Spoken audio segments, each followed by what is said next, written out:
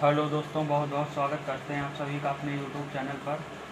दोस्तों, आज की इस वीडियो में हम आपके लिए लेकर आए हैं यूपी बोर्ड फिजिक्स क्लास 12 की यूनिट 1 जो है हमारी स्थिर वैद्युतिकी, इसका चैप्टर 2 गॉस की प्रमेय। दोस्तों, गॉस की प्रमेय के पहले के कई पार्ट हमारे चैनल पर अपलोड किए जा चुके हैं। अगर आप लोगों ने वो पार्ट नहीं देखे हैं तो पहले उन पार्ट्स को जाकर देख लीजिए, जिससे ये पार्ट आपको आसानी से समझ में आ सके। दोस्तों, हमारी जो सीरीज चल रही थी उसमें हमने आपको गॉस की प्रमेय के अनुप्रयोग बता रहे थे। तो आज की इस वीडियो में हम गॉस की प्रमेय का जो नेक्स्ट अनुप्रयोग, अगला अनुप्रयोग है, वो है एक समान आवेशित गोलीय कोश के कारण वैद्युत क्षेत्र की तीव्रता। तो आज के इस वीडियो में हम एक समान आवेशित गोलीय कोश के कारण वैद्युत क्षेत्र की तीव्रता के व्यंजक को स्थापित करेंगे, वो भी गॉस की प्रमेय की सहायता से। तो आप लोगों को वीडियो पूरा देखना है, जिससे कि ये डेरिवेशन आपको समझ में आ सके। तो आज का जो हमारा टॉपिक है वो गॉस की प्रमेय का अनुप्रयोग है एक समान आवेशित। तो इसको हम हेडिंग डाल लेते हैं, एक समान आवेशित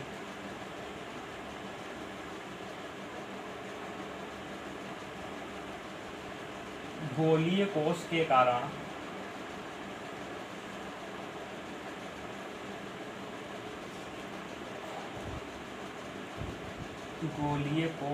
कारण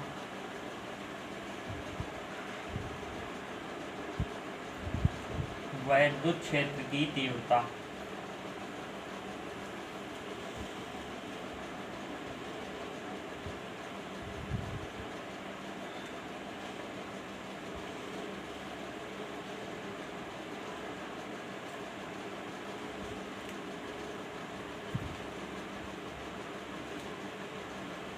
तो हम क्या करेंगे, एक मान लेंगे गोलीय कोश है हमारे पास। तो हमने एक ये गोलीय कोश लिया है, ये गोलीय कोश है जो एक समान रूप से आवेशित है। तो इसको हम एक समान आवेशित करने के लिए प्लस क्यू चार्ज इसके पृष्ठ पर दिखा देंगे इस प्रकार से। इसके पृष्ठ पर प्लस क्यू का चार्ज है।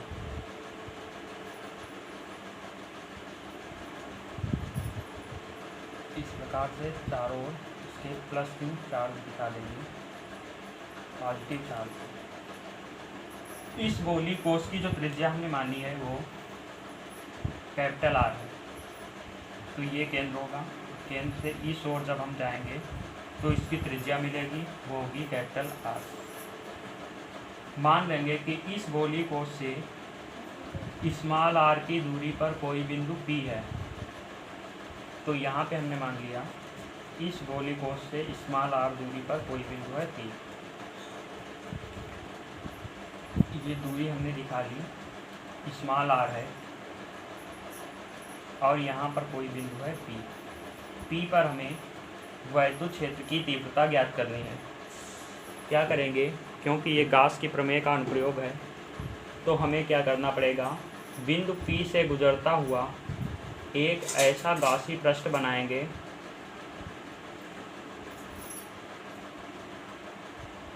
तो गॉसी पृष्ठ हमें बिंदु P से गुजरता हुआ लेना पड़ेगा। तो जो गोलीय कोश है इसका गॉसी पृष्ठ जो होगा वो गोलाकार होगा। तो इस प्रकार से हम इसके गॉसी पृष्ठ को दर्शाएंगे बिंदु P से गुजरता हुआ। देखिए, गोलाकार रूप में हम इसे दिखाएंगे इस प्रकार से। ये जो इसका होगा गॉसी पृष्ठ होगा, ये भी आपको बिल्कुल गोल बनाना है। तो पहले हम क्या ज्ञात कर रहे हैं कि इस गोलीय कोश के बाहर कोई बिंदु है P।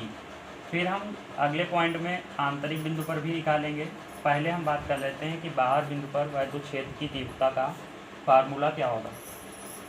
तो इस डेरिवेशन को हम 3 पार्ट में करने वाले हैं। पहले पार्ट में क्या करेंगे, बाहरी बिंदु P पर वैद्युत क्षेत्र की तीव्रता निकालेंगे। P पर यहाँ पे जो हमने स्मॉल r मानी है वो कैपिटल R की तुलना में बड़ी है,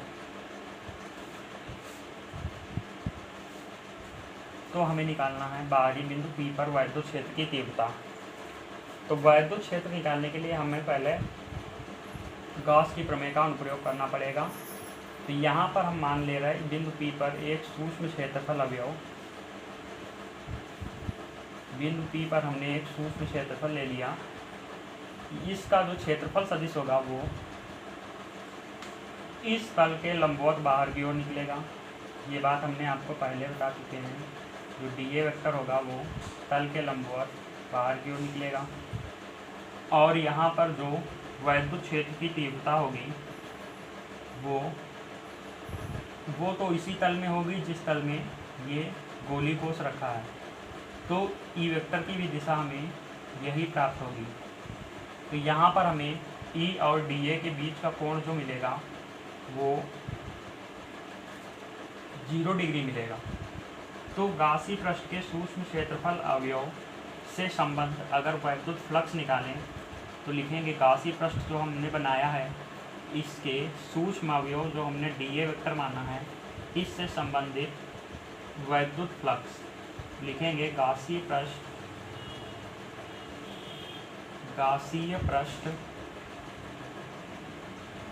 के सूक्ष्म अवयव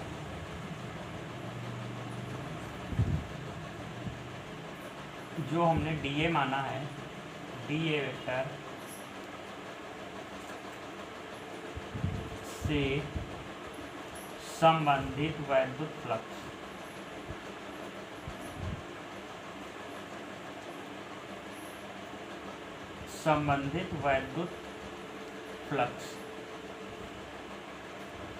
तो वैद्युत फ्लक्स को जो हम लिखते हैं आपको बताया था d फाई ई से लिखते हैं, और फार्मूला जो होता है E डॉट dA। अब यहाँ पे हमें E और dA के बीच का कोण जो है 0 डिग्री रखना है। तो यहाँ से जो हमें d फाई ई मिलेगा वो E डॉट dA को जब फार्मूले में तोड़ेंगे तो मिलेगा E dA cos थीटा, और थीटा जो है हमारे पास यहाँ पे E और dA के बीच का कोण जो 0 है, तो 0 रखने पर cos 0 की वैल्यू जो हमारे पास हो जाएगी 1, और E dA के साथ मल्टीप्लाई होकर हमारे पास जो सूक्ष्म क्षेत्रफल अवयव के कारण वैद्युत फ्लक्स आएगा वो E dA आएगा। अगर हम बात करें इस संपूर्ण गासी पृष्ठ से गुजरने वाले वैद्युत फ्लक्स की तो हमें इनका इंटीग्रल करना पड़ेगा। तो लिखेंगे संपूर्ण गासी पृष्ठ से गुजरने वाला वैद्युत फ्लक्स, संपूर्ण गासीय पृष्ठ से गुजरने वाला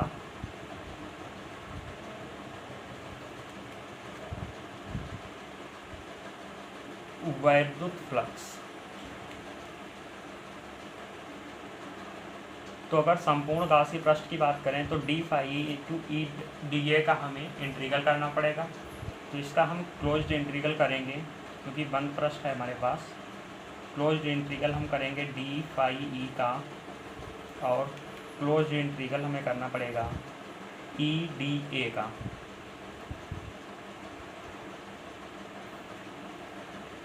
E dA का हमें क्लोज्ड इंटीग्रल करना पड़ेगा।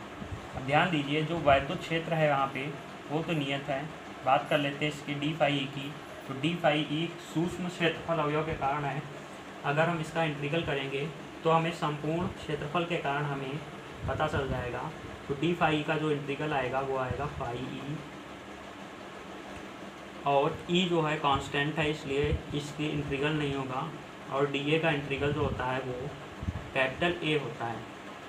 अब ज़रा सा यहाँ ध्यान दीजिए कि जो हमारा गोलीय कोश है वो एक गोले के आकार का है, और गोले का जो पृष्ठीय क्षेत्रफल होता है उसका फार्मूला आपने सुना होगा।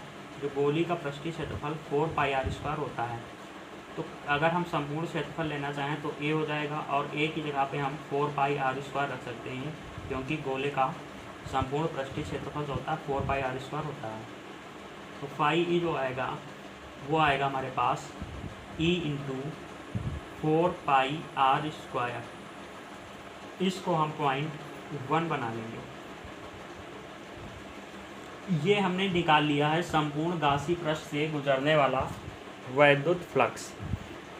लेकिन हमारे जो गॉस ने बताया था, गॉस की प्रमेय के अनुसार क्या होता है, गॉस की प्रमेय से उन्होंने क्या बताया था कि किसी भी गासी पृष्ठ से गुजरने वाला जो कुल वैद्युत फ्लक्स होता है उससे संबंधित आवेश का 1/ε0 गुना होता है। तो गॉस की प्रमेय से जो टोटल φe होगा वो होगा Q/ε0 के बराबर। इसको हम बना लेंगे 0.2। अब ध्यान देना है कि हमने जो अपने फार्मूले का यूज़ करके हमने निकाला φe e × 4πr², और गॉस की प्रमेय से होता है φe Q/ε0। तो ये दोनों ही φe की वैल्यू हैं संपूर्ण गासी पृष्ठ के कारण। तो दोनों वैल्यू को हम बराबर कर सकते हैं, और बराबर करने पे हमें क्या मिलेगा, e × 4πr² = Q/ε0। अब ध्यान दीजिए, यहाँ से हमें e की वैल्यू निकालना है। तो e की वैल्यू निकालने के लिए हम करेंगे 4πr² जो होगा इसके अपान में चला जाएगा। तो हमारे पास e की वैल्यू जो आएगी 1/4πε0 × Q/r²। तो ये जो फार्मूला आया है हमारे पास एकल बिंदु आवेश के कारण वैद्युत क्षेत्र की तीव्रता का फार्मूले से, और इसका जो एक समान आवेशित गोलीय कोश के कारण वैद्युत क्षेत्र की तीव्रता, दोनों के एक ही फार्मूले आ गए। उसमें हम किसी बिंदु पर स्थित आवेश लेते थे, लेकिन यहाँ पर इसके पृष्ठ पर आवेश को वितरित किया गया है। तो इस प्रकार से हम क्या मान सकते हैं कि गोलीय कोश के संपूर्ण आवेश को उसके केंद्र पर केंद्रित माना जा सकता है, क्योंकि अगर हम केंद्र पर भी मान लेंगे तो r दूरी पर अगर वैद्युत क्षेत्र की तीव्रता निकालेंगे तो उसका भी फार्मूला यही होगा, और अगर हम उसके पृष्ठ पर आवेश को वितरित कर रहे हैं तो फार्मूला निकाल रहे तब भी हमारे पास यही फार्मूला मिला।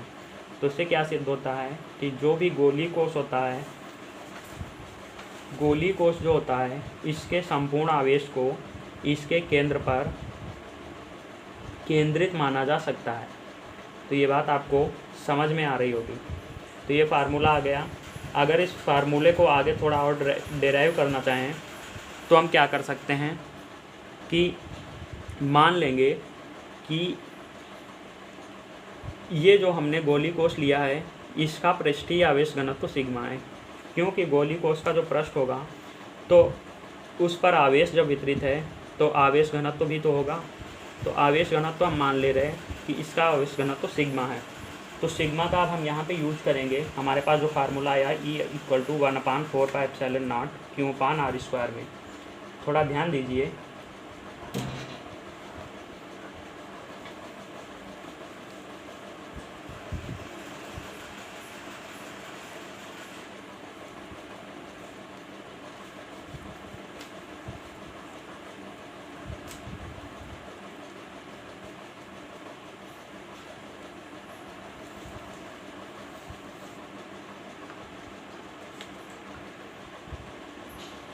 फार्मूला हमारे पास था E = 1/4πε0। यहाँ पे फिर से फार्मूला लिख लेते हैं Q/r²। अब यदि हम मान लें, यदि गोलीय कोश का पृष्ठीय आवेश घनत्व सिग्मा है।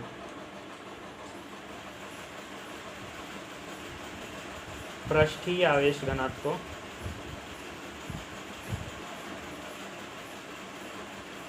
सिग्मा हो तो सिग्मा जो होता है वो हमारा Q/A होता है, ये आपको हमने बताया था। अब यहाँ से हम अगर Q की वैल्यू निकालना चाहें तो Q को हम लिख सकते हैं सिग्मा A। इस बार A याद रखना, हमें गोलीय कोष का लेना है। तो गोलीय कोष का जो A है हमारे पास वो होगा, वो भी गोलीय कोष है, तो इसका जो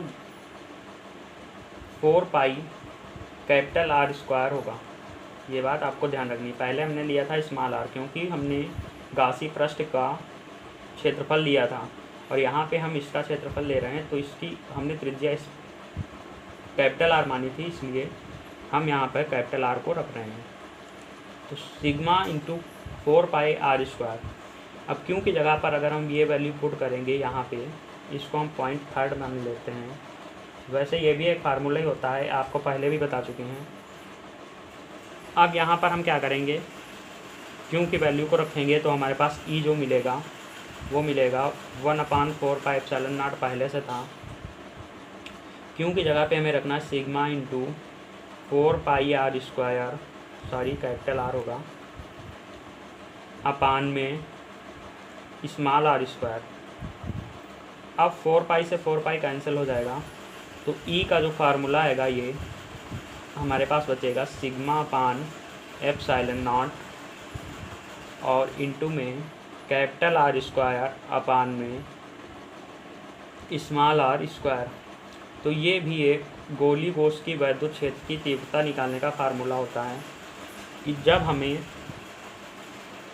गोलीय कोष की त्रिज्या यहाँ पे कैपिटल R मानी, गोलीय कोष की त्रिज्या रखनी है और स्मॉल r रखना है गोलीय कोष के केंद्र से उस बिंदु तक की दूरी जहाँ पर हमें वैद्युत क्षेत्र की तीव्रता ज्ञात करनी है। तो ये जो हमने डेरिवेशन किया है ये गोलीय कोष का तो है, लेकिन हमें बाहरी बिंदु P पर किया है। P पर हमने वैद्युत क्षेत्र की तीव्रता के 2 फार्मूले निकाल लिए हैं। अब इस बार हम क्या करेंगे, इसका पृष्ठ पर कोई बिंदु लेंगे, तो गोलीय कोष के पृष्ठ पर हम निकालेंगे वैद्युत क्षेत्र की तीव्रता। अब जो दूसरा पॉइंट है वो है हमारा गोलीय कोष के पृष्ठ पर। तो ध्यान दीजिए, गोलीय पृष्ठ जो होगा हमारा, इसके पृष्ठ पर वैद्युत क्षेत्र की तीव्रता। तो पृष्ठ पर अगर मान लिया हमने कोई बिंदु लेंगे, तो यहाँ पे ध्यान दीजिए कि हमारा गासी पृष्ठ ये वाला तो यहाँ से खत्म हो जाएगा। हमारे पास जो गासी पृष्ठ होगा वो भी इसी पृष्ठ से होकर जाएगा। तो मतलब क्या हुआ कि हमारा जो दूसरा पॉइंट होगा उसमें स्मॉल r कैपिटल R के बराबर होगा। पहले पॉइंट में क्या था, स्मॉल r जो बड़ा था कैपिटल R से। तो इस बार क्या होगा, हमें निकालना है गोलीय कोष के पृष्ठ पर। तो पृष्ठ पर वैद्युत क्षेत्र की तीव्रता का फार्मूला निकालने के लिए क्या लिखेंगे, गोलीय कोष के पृष्ठ पर। तो पृष्ठ पर निकालेंगे वैद्युत क्षेत्र की तीव्रता, तो हमारा जो स्मॉल r जो दूरी है वो भी इस कैपिटल R के बराबर हो जाएगी। तो R जो होगा वो कैपिटल R के बराबर हो जाएगा। ये बात आपको समझ में आ रही है, मतलब ये वाला जो बिंदु है उठ करके यहाँ पे आ जाएगा, क्योंकि हमें इसके पृष्ठ पर ही चाहिए। तो अगर हम इस पृष्ठ से जो हम वैद्युत क्षेत्र की तीव्रता का फार्मूला लिखेंगे वो क्या हम लिख सकते हैं, जो हमने फर्स्ट पॉइंट बनाया था, E into 4 pi small r²। ये फाई E जो लिखा था हमने, फाई E क्या लिखा था, फर्स्ट जो इक्वेशन बनाई थी आपको ध्यान होगा, E into 4 pi small r² लिखा था। ये कब लिखा था, जब गासी पृष्ठ से होकर बिंदु P से जा रहा था। अब यहाँ पे हम E इंटू कैपिटल R² 4 पाई R² कर सकते हैं, क्योंकि ये बिंदु हमारा यहीं पर आ जाएगा। और गास की प्रमेय से फाई जो होता है वो Q/ε0 होता है।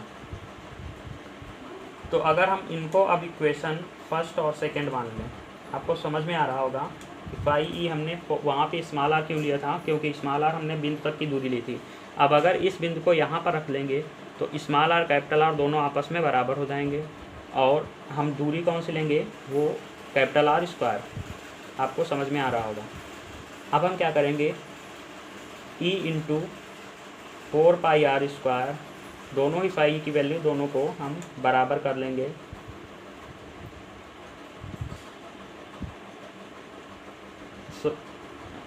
अब हम क्या करेंगे, अगर हम यहाँ से ई की वैल्यू निकालना चाहें तो ई जो आएगा हमारे पास 1/4πε0 और क्यों अपान कैपिटल आर स्क्वायर, ये हमारी ई की वैल्यू आएगी। अब अगर हम यहाँ पर पृष्ठीय आवेश घनत्व लगा दें, पृष्ठीय आवेश घनत्व लगाएंगे तो क्यों की जगह पे हम लिख सकते हैं सिग्मा ए।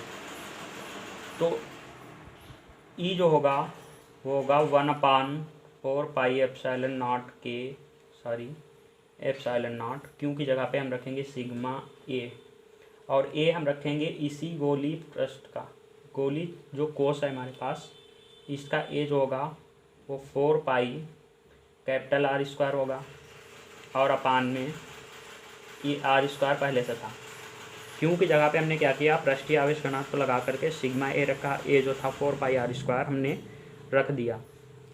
तो आर स्क्वायर से आर स्क्वायर जब कैंसिल हो जाएगा और 4π से 4π कैंसिल हो जाएगा, तो हमारे पास जो ई बचेगा वो बचेगा सिग्मा अपान ε0। तो हमें ध्यान रखना है, गोली कोष के जो पृष्ठ पर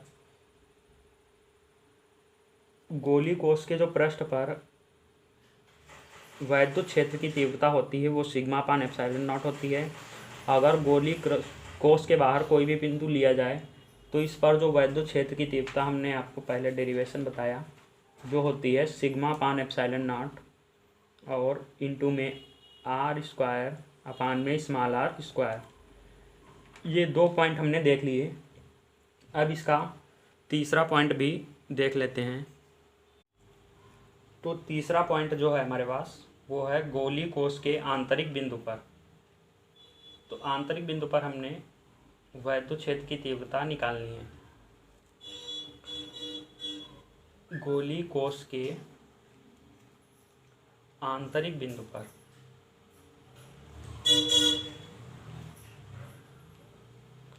आंतरिक बिंदु पर हमें वैद्युत क्षेत्र की तीव्रता निकालनी है। तो ध्यान दीजिए, यह हमने एक नया फिगर बनाया है, उसी में आपको समझ में नहीं आ रहा होगा, इसलिए हमने अलग से बना दिया फिगर। तो ध्यान दीजिए, ये गोली कोष है जिस पर एक समान रूप से आवेश वितरित है। इसकी जो त्रिज्या है वो कैपिटल आर है, और हमें आंतरिक बिंदु पर निकालना है। तो आंतरिक बिंदु हमने मान लिया इससे स्मॉल आर की दूरी पर, ऐसे करके ये स्मॉल आर की दूरी हो गई, और यहाँ पर कोई बिंदु है हमारे पास, इस पर हमें वैद्युत क्षेत्र की तीव्रता निकालनी है। तो हम क्या करेंगे, इस बिंदु से गुजरता हुआ गासी पृष्ठ बनाएंगे। तो ध्यान दीजिए, गासी पृष्ठ जो बनेगा कुछ इस तरह से बनेगा, गोल ही होगा, गोलाकार, वो इसके अंदर ही रह जाएगा। तो गासी पृष्ठ इस पृष्ठ के अंदर है। अब ध्यान देने वाली बात है कि गॉस ने क्या बताया था कि बंद पृष्ठ से गुजरने वाला जो फ्लक्स होता है उससे संबंधित फ्लक्स का, उससे संबंधित आवेश का 1/ε0 गुना होता है। अब ध्यान देना है कि इस गासी पृष्ठ से संबंधित आवेश जो है वो 0 है, क्योंकि गॉस ने जब बताया था तो कहा था कि गासी पृष्ठ से आवेश जो होना चाहिए संबंधित होना चाहिए, और गासी पृष्ठ जो है इससे बाहर आवेश स्थित है। तो यहाँ पे क्या होगा, गासी पृष्ठ से गुजरने वाला जो वैद्युत फ्लक्स होगा, लिखेंगे गासी पृष्ठ से गुजरने वाला,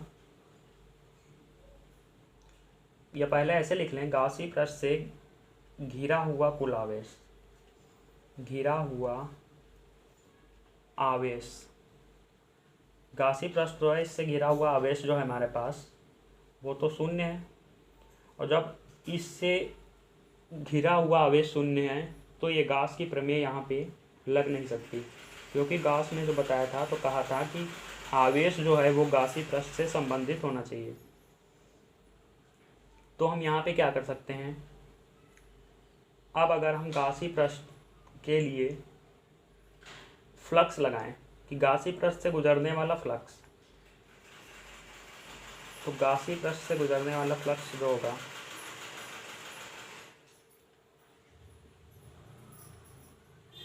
गुजरने वाला फ्लक्स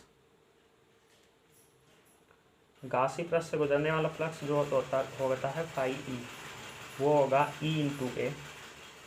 ये तो आपको हमने पहले बताया था, ई ए होगा, ई ए। अब ए जो है हमारे पास वो गॉसी पृष्ठ का हम रखेंगे, तो फाई ई यहाँ से हम लिख सकते हैं ई इंटू ए के स्थान पे क्या रखेंगे 4 पाई स्मॉल आर स्क्वायर, क्योंकि हमें गॉसी पृष्ठ वाला आर लेना है। और गॉस ने क्या बताया था, ये हम इसे 0.1 बना लेंगे। गॉस ने बताया था, गॉस की प्रमेय से क्या होता है, फाई ई जो होता है वो क्यू अपान एप्सिलॉन नॉट होता है। अब ध्यान देने वाली बात यहाँ पे है कि क्यू जो है यहाँ पे 0 है, क्योंकि इस गॉसी पृष्ठ के अंदर कोई भी आवेश उपस्थित नहीं है। तो गॉसी पृष्ठ के अंदर आवेश नहीं है तो क्यू 0 होगा, क्यू की जगह पे 0 रखेंगे तो फाई जो मिलेगा हमारे पास वो 0 मिलेगा। फाई जो होगा वो 0 होगा। या फिर इसको ऐसे भी समझ सकते हैं कि गॉस की प्रमेय से जो होता है हमारे पास phi E Q upon epsilon naught होता है, इसको हम 0.2 बना लेंगे। दोनों ही फाई ई की वैल्यू हैं तो हम इसको बराबर कर लेंगे, तो हमारे पास मिलेगा 1 और 2 से, समीकरण 1 और 2 जो हमने बनाई, 4 pi small r square equal to q upon epsilon naught. हमें वैल्यू चाहिए इसकी ई की, तो ई की वैल्यू निकालने के लिए हम करेंगे वो अपान 4 पाई एप्सिलॉन नॉट इंटू में क्यू अपान आर स्क्वायर। अब यहाँ पे क्यू की वैल्यू हमारे पास 0 है, तो इसलिए जो ई की वैल्यू होगी ये भी 0 हो जाएगी। तो ये डेरिवेशन जो है 3 पार्ट्स में कंप्लीट हुआ। पहले पार्ट्स में हमने क्या निकाला था, पहले पार्ट्स में निकाला था कि गोली कोश के बाहर स्थित बिंदु पर वैद्युत क्षेत्र की तीव्रता, दूसरे पॉइंट में हमने गोली कोश के पृष्ठ पर निकाला, और तीसरे पॉइंट में हमने गोली कोश के आंतरिक बिंदु पर वैद्युत क्षेत्र की तीव्रता का फार्मूला निकाला। तो तीनों पॉइंट्स में हमने वैद्युत क्षेत्र की तीव्रता को ज्ञात किया। उम्मीद करता हूँ आप सभी को ये वीडियो पसंद आया होगा और डेरिवेशन समझ में आया होगा। अगर वीडियो पसंद आया तो वीडियो को ज़्यादा से ज़्यादा लाइक करें, ज़्यादा से ज़्यादा शेयर करें और चैनल को सब्सक्राइब ज़रूर कर लें, क्योंकि इस चैनल पर हमारे पास यूपी बोर्ड फिजिक्स का कंप्लीट कोर्स कराया जा रहा है। तो अपनी तैयारी को और भी अच्छा करने के लिए हमारे साथ जुड़े रहिए और वीडियो को देखते रहिए, जिससे कि आपकी एग्ज़ाम की तैयारी और भी बेहतर हो सके। अगर वीडियो में बताए गए किसी भी टॉपिक में आपको कोई कन्फ्यूजन है तो हमसे कमेंट करके पूछ सकते हैं। आपको वीडियो पसंद आई होगी। धन्यवाद।